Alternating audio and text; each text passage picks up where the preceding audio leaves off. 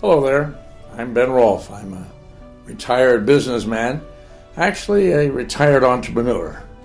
I spent several decades of my life starting, running, and ultimately selling several different companies. I truly have been blessed with the opportunity of not only experiencing, but ultimately achieving the American dream. Now, Anna, my wife of 33 years, and I live in North Idaho. We're not quite 100 miles from the Canadian border. We've been living in this very same house all of those years. I'm an Air Force veteran of the Korean War. Unfortunately, now more commonly identified as the Bloody War and also the Forgotten War. I learned to fly in the Air Force and then just continued to go on defying gravity and boring holes in the sky for most of my adult life. Back in 1937, my dad drove me to the Oakland, California airport in our old Star touring car. We joined a crowd of people standing behind a long rope barrier.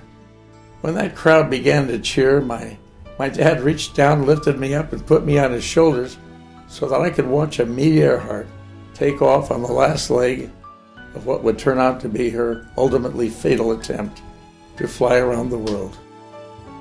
Gosh, I could very well be the only person alive today that witnessed that historic event. My first flying experience came on my 6th birthday when a barnstorming pilot selling 10-minute rides in his old surplus Jenny biplane landed in a grassy field near our home. A red sign painted on the side of his bright yellow plane read, "Come fly with me." That day was the beginning of my lifelong love affair with airplanes and flying.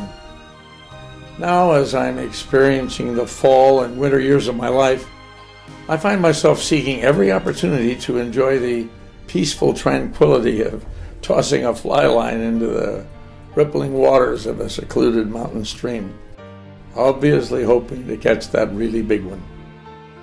Currently, I've taken to writing fiction, Christian fiction.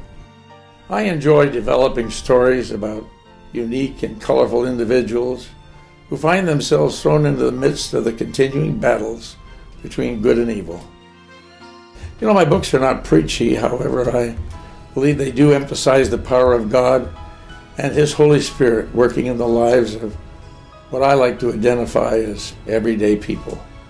Readers also say they are drawn to my stories because they're not only loaded with suspense, adventure, and intrigue, but that the words reach into their hearts, causing them to examine their own life and their personal relationship with God.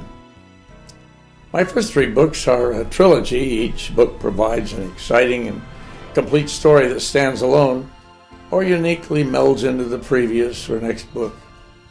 I truly believe that God's everlasting willingness to become the true power in our lives is in itself the very source of our existence.